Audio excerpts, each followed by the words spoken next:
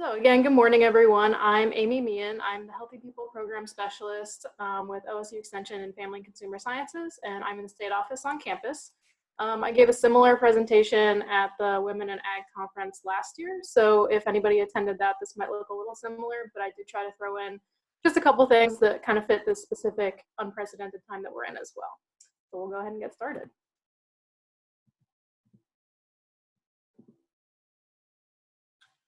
If it will advance. There we go. So why meal prepping? So I love meal prepping. It's something I've gotten into with my husband. We do it all the time now. It's just convenient. It's healthy. It allows you to really portion out the different meals that you have. So it really takes serving size, portion size, all into consideration. It's very cost effective too, because it asks you to basically plan your meals for a whole week ahead of time. So you know exactly what you're doing when you go into the grocery store, what you want to buy, how much of it, how long is it going to last you throughout the week, and then having it all portioned out, prepackaged. It's just as convenient as if you were doing a drive-through or something perhaps, but without the extra cost of that convenience, and typically will be healthier too. So what exactly is meal prepping? So I kind of mentioned already that you want to plan your meals ahead for the whole week, typically. You can do a little longer, you can do a little less, and as you're getting used to what meal prepping is, you can take it a lot slower than that. There will be a lot of trial and error at the start, and maybe you could start with just a couple of meals a week that you try prepping just to see how it feels for you. It takes a minute to get a routine down, but once you do, I promise it's worth it. So it includes menu planning, like I mentioned, shopping for all the ingredients, prepping them typically all at one time, cooking them, again, usually all at one time, but some things you can prep ahead to put in the oven later, portioning them out, and then storing properly. So a good place to start would be making your menu. And this is just a very simple example that I created just using a spreadsheet. And you can do it on a piece of paper. I also keep a menu kind of in my phone that I'm just constantly updating so that I know when I'm going to go to the grocery store, what exactly it is that I want to get, how long those meals will last me, especially right now with trying to limit how often one might be going to the grocery store, or if you're looking to order things online. I really think meal prepping can be super helpful to keep in mind your grocery list, because not only will you better understand what ingredients exactly you want to get, but also how long it'll last you, especially if you're trying to make your grocery runs last like 2 weeks, for instance, or 10 days. So this lays out very specifically exactly what you want to eat and portion sizes, which I think are important. And I put down here in the bottom just some common conversions. So 8 ounces is typically a cup, 16 ounces is typically a pound, just so you kind of have a good idea of how much food you may be interested in buying, or when you go buy food, if you buy in bulk and it'll tell you however many ounces on the packaging, you can kind of estimate in your head what exactly that means in terms of a meal for you. And this is all the same meals all week, which is a very easy kind of starter meal plan. But for a lot of people, that could be boring. I mean, for some people that works really well. It takes the thinking out of everything. I know for myself, I can't really do that. I need to have a little more variety in my diet. So even though I say looking at lunch, chicken, rice, vegetables, that doesn't have to be the same chicken, rice, and vegetables every day. So you can add a little bit of your seasonings or marinades or things like that to make it just a little different, but you're still keeping the same basic ingredients throughout the whole week, which makes it easy to shop for those same basic ingredients. That said, you could also maybe have Monday, Wednesday, Friday be all the same meals, and then Tuesday, Thursday, Saturday be a different menu of meals, to kind of give yourself a little more variety without too much extra work. So when you're going shopping, grocery store ads and other loyalty perks, a lot of different grocery stores have different options for these things, can be really helpful. This is just one example of my favorite grocery store here in Columbus. They run some really great sales. Typically on Wednesdays, they'll double down on their sales when the ads are changing. Almost every store will have an ad like this. They're typically weekly. You can usually find them online.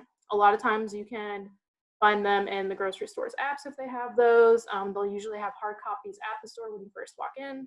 So if you're not able to see it ahead of time, you can take a quick peek when you're starting to do your shopping.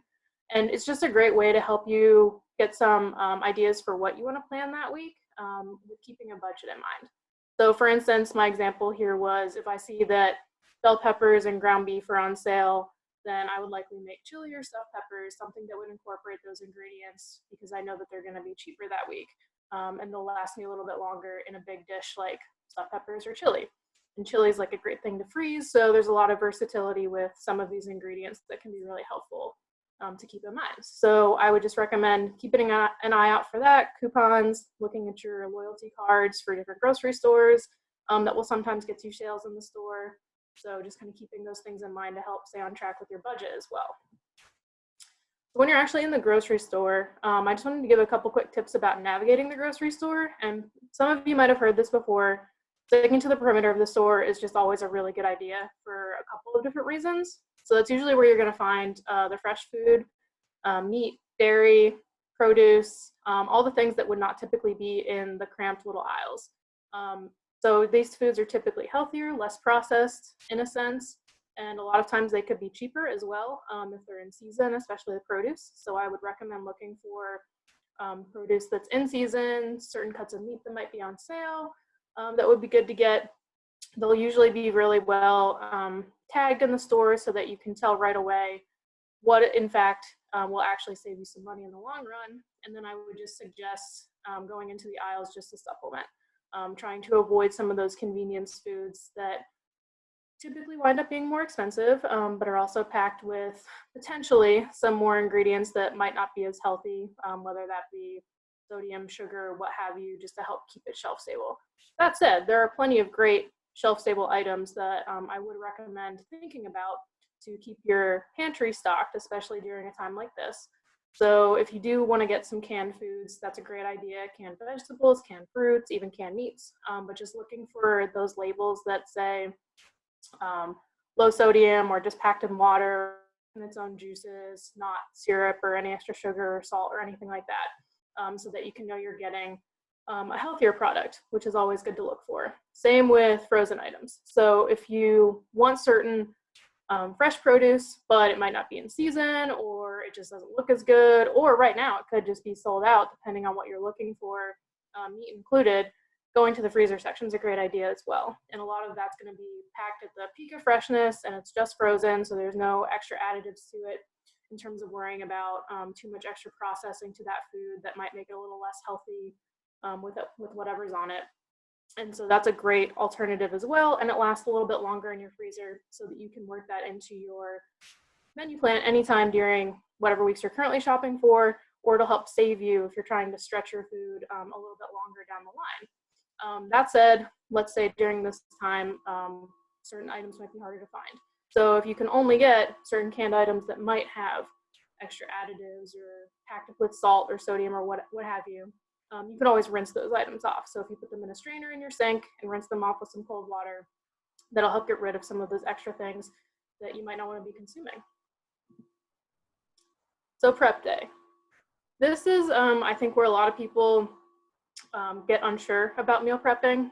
So I like to do this all in one day, and that's kind of what's recommended as part of meal prepping, is to just do one big cooking session, get it all done at once, so that way your whole week is ready to go. Prep day for me looks usually like Sunday, or did look like Sunday prior to this time, when we would go to the grocery and we would come home and pretty much not even put the food away, whatever we were going to prep. We just kind of leave it out unless, of course, it needed to be refrigerated if it was something I was going to take a minute to get to. You just kind of do it all at once. I would recommend that you would start with the food items that take longer to cook. So things that would go in the oven, things that would go in the slow cooker.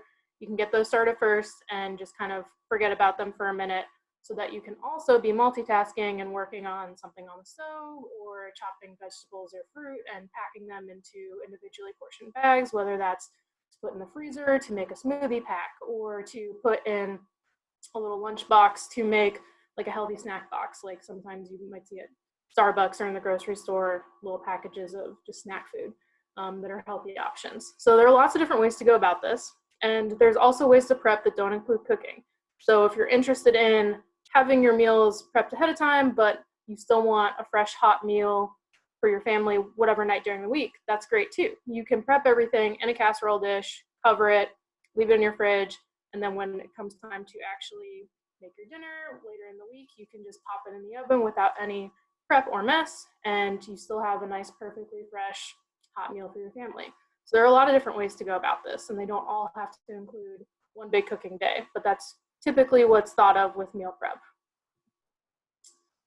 So after you're done prepping, storage containers are really helpful for portioning out the meals that you've made.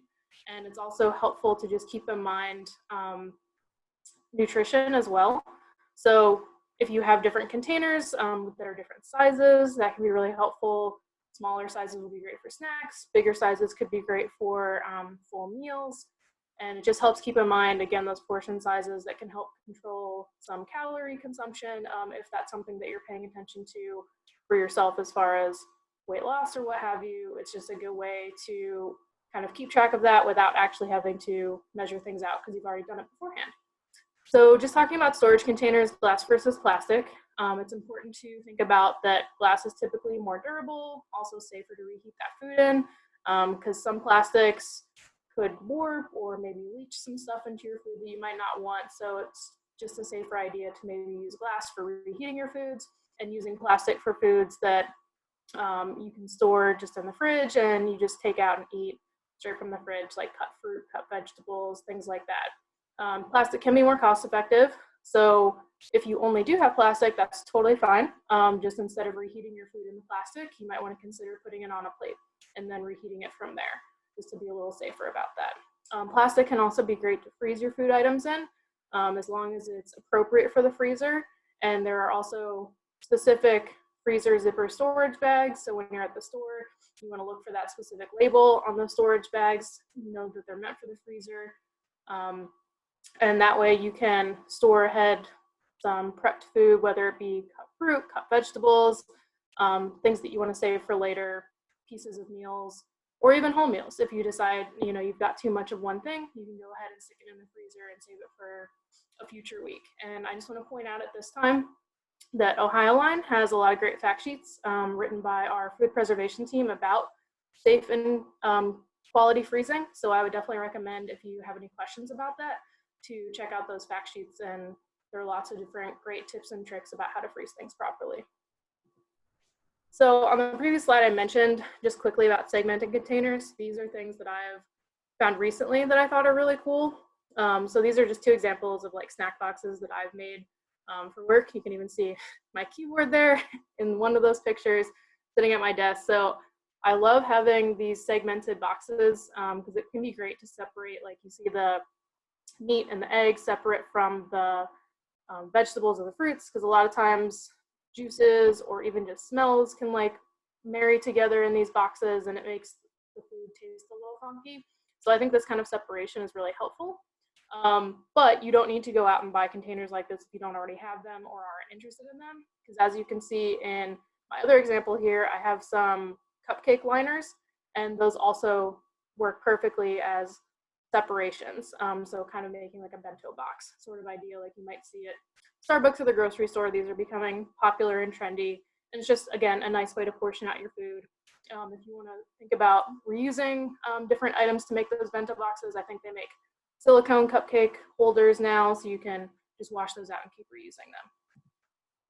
So I just want to take a minute next to go through just some simple ideas of my own meal prep. So what breakfast could look like. We've got here overnight oats, clean banana muffins that I made with like banana and applesauce instead of the regular sugars or what have you. And then I made omelet muffins. So they have like red pepper and goat cheese or bacon. You can put anything in there, and you just make them in a muffin tin. And a lot of our blogs on Live Smart Ohio and Live Healthy, Live Well have a lot of ideas and recipes for meals like this. So I'd recommend checking those out too, if you want any more specifics about some cool meal prepping ideas. For snacks, I've got some protein bites here and some pre-portioned nuts and berries. That's really important to measure out nuts because they can very quickly become high-calorie snack foods. So you want to make sure using a measuring cup can be really helpful. So you can buy things like that in bulk and then just immediately stick your measuring cup into them and portion them out so that you're good to go for the rest of the week. Kids can grab them, real easy. Smoothies also make a great snack, veggie sticks and dip. Lots of really cool, fun ideas for snacking. Lunch and dinner, they always look pretty similar for me.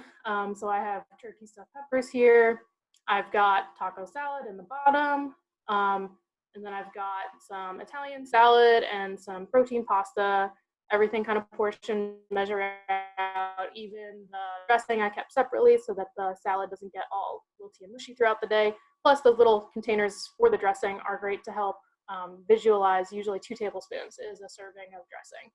So knowing that I'm not over pouring gives me that little extra peace of mind that I'm not accidentally consuming too many calories. And finally, meal prep for travel. This probably isn't happening a whole lot right now, but I left this slide in here because it's still great to think about for whenever we do kind of get back to normal life or just traveling over the summer, any of that. So something just real quick to think about with traveling, bring foods that don't need to be reheated. So that's why I have this mason jar picture here. You can put salads together. You can put dip in the bottom of a mason jar and stick your celery or carrots or whatever into the top to stand up, so that way you can have a quick snack on the go. If you are going to bring food that needs to be refrigerated, we would recommend using ice packs for that. And there's a great little ice pack hack where if you freeze a sponge and put it into a Ziploc bag, that can act like an ice pack as well. Just want to put in a little plug for food safety. We have a bunch of Ohio Line fact sheets on food safety as well. So I'd recommend if you have any questions about travel time, reheating, storage of your food, how long is it good in the fridge, to please check out any of our food safety fact sheets on Ohio Line to get a lot of specific information for that. So with meal prep, like I mentioned at the beginning of the PowerPoint, one of the really great advantages to doing it is that it can be really nutritious. Not only does it help you with portion sizes by portioning everything out at the beginning of the week, so when you pull out your meal, it's already done and thought ahead for you, so you don't have to think about it at all during the week, which is why I love it. It helps me stay on track without having to portion or measure things out for every single meal that I'm going to eat. But with that, when you're making your menu, you do want to think about how every meal should be balanced and nutritious. So I like to say, just a good rule of thumb, having lots of colors on your plate, eating the rainbow, I'm sure we've all heard that before, trying to have at least 3 food groups present at each meal and 2 at a snack. And again, just really trying to drive home the portion size idea. That's why meal prepping is so great. And I would recommend going to myplate.gov. They have some awesome worksheets and tools that you can work through for whatever calorie consumption you're looking to do during the day, during the week. And this is just a quick example of what something would look like on my plate. So I just put in 1,800 calories a day as an example. Since I lift, so I do eat a few more calories to get extra protein in. And this breaks down what your daily consumption of food groups should look like, which I think is awesome. And you can find it for a whole range of food groups. So just to quickly show you an example of what I mean by multiple food groups in a meal, the muffins over here include dairy, grains, and fruit. And the egg muffins are protein, dairy, and vegetables. So each of those have 3 different food groups represented. Portioning your meals and snacks, I highlighted in red at the bottom. Again, kind of what those portions look like for the different food groups, and keeping that in mind that these are for daily consumptions. So breaking up those portions over the course of your day between snacks and meals, and that's kind of what you want to aim to consume throughout the day.